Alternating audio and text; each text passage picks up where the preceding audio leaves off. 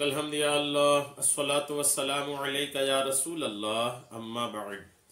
सिलसिला है हमारे नाजरीन के सवालों के जवाब देने का। हमारे नाजरीन हमारे वीडियोस के कमेंट्स में अपने सवालात लिखते हैं, हम उनके जवाबात पेश करने की सआदतें हासिल करते हैं। दीगर नाजरीन से अर्ज है कि आप भी अपना सवाल कमेंट्स में लिखना हरगिज न भूलें। आप सवाल लिखेंगे, इंशाअल्लाह हम आपको भी जवाब पेश करने की सआदतें हासिल करेंगे। हमारे नाजरीन में से इन्होंने सवाल किए हैं कि औराद वज़ाइफ जो करते हैं, वजीफे करते हैं, अमलियात करते हैं, कुछ पढ़ते हैं, विर्द वजीफे करते हैं, तो इसके लिए किसी आमिल की या किसी आलिम की या पीर मुर्शिद की इजाज़त लेना क्यों ज़रूरी रहता है, जबकि अल्लाह का जिक्र होता है। औराद वज़ाइफ अक्सर अल्लाह के जिक्र पर ही मुश्तमिल होता है, फिर उसके बाद भी उसको पढ़ने के लिए किसी साहिब इजाज़त की इजाज़त लेने की ज़रूरत क्यों पड़ती है? क्या अल्लाह का जिक्र करने के लिए भी हम किसी की इजाज़त लें? ये इनका सवाल है। मैं इंशाअल्लाह जवाब पेश करता हूं, आप तवज्जो के साथ सुनिए। जवाब तवज्जो से सुनिएगा, अच्छा लगे तो इस जवाब को दूसरों तक पहुंचाने की भी कोशिश कीजिएगा। इंशाअल्लाह इसकी बरकतें और इसके सवाब आप अपने नामे अमाल में पाएंगे। याद रखिएगा कि किसी सूरत, कुरान पाक की कोई सूरा, कोई आयत, कोई अल्लाह का कोई नाम या अजीमत की तकरार एक मुकर्रर तादाद और एक मुकर्रर वक्त में करने के लिए इजाजत की जरूरत क्यों जरूरी है, मैं आपको समझाने की सआदतें हासिल करता हूं। बजरिए मिसाल सादा अल्फाज में दो पहलू लिखकर आसान लफ्जों में मैं आपको समझाने की कोशिश करूंगा, ताकि हर एक सुनने वाले को आसानी से ज़हन नशीन हो जाए। दो पहलू से हम आपको समझाने की कोशिश करते हैं और आप इसको तवज्जो से सुने, इंशाअल्लाह आपको ये आसानी से समझ में भी आ जाएगा। वज़ाइफ पढ़ने के बुनियादी तौर पर दो उसूल हैं। जो भी कोई वजीफा करते हैं, कोई विर्द पढ़ते हैं, तो इसके बुनियादी तौर पर दो ही चीज इसके पीछे रहती है, एक सवाब के लिए और दूसरा नंबर दो रुजू रूहानियत यानी हुसूल मकासिद के लिए। कोई रूहानियत हासिल करने के लिए पढ़ता है या कोई सवाब के लिए पढ़ता है, दो ही तरीके की बात है।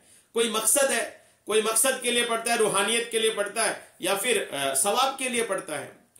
नंबर एक, जो सवाब के लिए कुछ पढ़ते हैं, चाहे मुकर्रर वक्त में पढ़ते हो, मुकर्रर तादाद में पढ़ते हो, अगर सवाब के लिए पढ़ते हैं ना, तो किसी भी सूरत या आयत या अल्लाह का नाम ला तादाद विर्द करते हैं, किसी भी वक्त तो उस हुसूल सवाब की नियत पर हमें किसी से भी इजाजत लेने की जरूरत नहीं होती। अगर आप सवाब के लिए पढ़ रहे हैं तो आप किस वक्त पढ़ रहे हैं, कितनी तादाद में पढ़ रहे हैं, इसके लिए आपको किसी की इजाजत लेने की हरगिज जरूरत नहीं है, याद रखिएगा। और ना कोई इस विर्द के हम पर कुछ मनफी असरात और ना कोई नुकसानात होते हैं, यानी हम पर किसी भी किस्म की कोई रुजअत वगैरह नहीं होगी, क्योंकि हमारी नियत हुसूल सवाब है, ताकि हुसूल रूहानियत, ना कि हुसूल रूहानियत या हुसूल मकासिद, यानी कोई मकसद के हुसूल के तहत नहीं, महज सवाब की नियत से अगर आप पढ़ रहे हैं तो किसी की इजाजत लेने की हरगिज जरूरी नहीं है। यहां एक बात हमेशा याद रखें कि तमाम अमाल का दारोमदार नियतों पर है। मिसाल के तौर पर आप 1000 रकत नफल पढ़ लें, लेकिन 1-2 रकत फर्ज नमाज का सवाब नहीं मिलेगा। गौरतलब बात यह है कि जब हम नफल या नमाज पढ़ते हैं तो जब हमारी नियत फर्ज नमाज की होगी, वक्त फर्ज नमाज का होगा, जब हमें फर्ज नमाज का सवाब मिलेगा। बेशक वही कुरानी सूरतें तिलावत करें जो नफल में की थी, लेकिन नियत और वक्त फर्ज नमाज का नहीं होगा तो हमें कभी भी फर्ज नमाज का सवाब नहीं मिलेगा। साबित होता है कि हमारे हर अमल में नियत का दखल जरूरी है। नमाज का मामला बिल्कुल वाज़ेह है कि 2 रकत नफल नमाज में भी वही कुछ पढ़े आपने और 2 रकत फर्ज नमाज में आपने वही कुछ पढ़ा, पढ़ने में कोई फर्क नहीं है। बस इतना हुआ कि फर्ज में आपने फर्ज की नियत कर ली और नफल में आपने नफल की नियत कर ली, लेकिन अल्हम्दुलिल्लाह सवाब में आसमान और जमीन का फर्क है। मतलब समझ में आया कि अमल में नियत का बहुत बड़ा दखल है। इसलिए नियत आप क्या है, आपकी किस नियत से आप पढ़ रहे हैं, ये विर्द वज़ाइफ आप किस नियत से कर रहे हैं, इसका जानना, इसका वाज़ेह होना और क्लियर होना निहायत जरूरी है। कोई अगर अच्छा पहली बात तो हो गई कि सवाब की नियत से पढ़ रहे हैं तो किसी की इजाजत की जरूरत नहीं है। अगर रूहानियत हासिल करने के लिए या किसी मकसद के हुसूल के लिए पढ़ रहे हैं तो फिर किसी की इजाजत होनी चाहिए।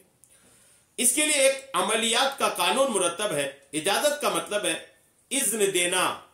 अगर किसी मुस्तनद आमिल ने आपको इजाजत दी, گویا کہ اس کی روحانی طاقت آپ کی طبیعت میں منتقل ہوئی ہے. جب آپ اس عمل کا ورد وغیرہ کریں گے تو آپ کو کوئی مسئلہ یا پریشانی درپیش نہیں ہوگی بلکہ کامیابی ملے گی. اس کے علاوہ بہت سارے روحانی فوائد بھی حاصل ہوں گے. اگر کوئی آپ کو اجازت دیتا ہے کہ ٹھیک ہے آپ یہ دعا پڑھا کریں، اس کا مطلب یہ کہ وہ بندہ اپنی روحانیت اس اجازت کے ذریعے سے آپ کو دیتا ہے، جو پڑھائی میں آپ کے لیے مددگار بھی ثابت ہوتی ہے اور آپ جلدی سے کامیاب ہوں، اس کے لیے بھی الحمدللہ یہ کارگر ہوتا ہے. بہت سارے وظائف اسلامی تعلیمات حضور نبی کریم علیہ الصلوۃ والتسلیم سے منسوب ہیں جو حدیث سے ثابت ہیں، بعض کی تعداد بھی لکھی ہوئی ہے. تو وہ وظائف حضور علیہ السلام اور صحابہ کرام کی اجازت سے مرتب ہے جو کہ ہر مسلمان پڑھ سکتا ہے. اس میں کسی منفی اثرات یا رجعت کا کوئی خطرہ نہیں، لیکن عین شریعت کے دائرے میں رہتے ہوئے پڑھیں. بہت سارے وظیفے حدیث سے بھی ثابت ہیں، صحابہ کرام سے بھی ثابت ہیں. تو جو حدیث سے اور صحابہ کرام سے ثابت ہے نا، اس کو بھی پڑھنے کے لیے کسی کی اجازت کی ضرورت نہیں ہے. اس کو بنا کسی اجازت کے کسی کے پڑھ سکتے ہیں اور پڑھنے میں کوئی نقصان منفی اثر بھی نہیں بلکہ الحمدللہ فائدہ ہی فائدہ ہوگا. الحمدللہ عملیات کے قوانین میں اجازت کا ہونا سر فہرست ہے اور ان قوانین کو اجازت کے بعد بھی مکمل پاسداری کرتے ہوئے بجا لاتے ہیں. مثال کے طور پر اگر کوئی شخص دنیاوی قوانین کی خلاف ورزی کرتا ہے تو اس کے لیے بھی سزا کا قانون موجود ہے، جو خلاف ورزی کرنے والے کو سزا دی جاتی ہے. اسی طرح اگر کوئی شخص عملیات کے قوانین کے خلاف ورزی کرتا ہے، بغیر اجازت کسی کتاب سے، نیٹ سے، گوگل سے یا کسی کی سنی سنائی بات کا وظیفہ شروع کر دیتا ہے تو وہ بھی طرح طرح کے مسائل سے دوچار ہو جاتا ہے. بجائے فائدے کے اپنا نقصان اپنے ہاتھ سے خود کر بیٹھتا ہے. بغیر اجازت رجوع روحانیت حصول مقاصد کے لیے جو بھی بازاری کتابیں، نیٹ سے، گوگل سے وظیفہ اٹھا کر تسبیح لے کر شروع کرے گا، اس کو عملیاتی قوانین کے خلاف ورزی پر جو سزا دی جاتی ہے اس سزا کا نام ہے رجعت. اور رجعت کی لفظی معنی ہے پلٹنا لوٹنا. رجعت ایک ایسی چیز ہے جب کسی کو ایک بار لگ جائے تو آسانی سے ختم نہیں ہوتی ہے جب تک کہ کسی مستند عامل سے علاج نہ کرایا جائے یا کسی ولی کامل کی نگاہ کرم سے بھی ختم ہو جاتی ہے. تو یہ کوئی بھی کتاب اٹھا کر کے کہیں سے بھی یا نیٹ سے کسی کے بھی وظیفے سن کر کے پڑھنے نہ لگ جائیں. کئی بار اس کے نقصانات ہو جاتے ہیں جو کہ آپ کسی مقصد کے لیے پڑھ رہے ہیں. ہاں اگر آپ کا کوئی مقصد نہیں ہے، صرف ثواب حاصل کرنا ہے، اللہ کا قرب حاصل کرنا ہے، تو پھر آپ پڑھیں، کسی کی اجازت کی ضرورت نہیں. اگر کسی مقصد کے تحت پڑھ رہے ہیں تو آپ کو اجازت لینی پڑے گی. یہ عملیات کے قوانین میں سے ہیں. اللہ تبارک تعالی ہم سب کو سننے سے کہیں زیادہ عمل کی توفیق عطا فرمائے. آمین بجاہ النبی الامین صلی اللہ تعالی علیہ وسلم.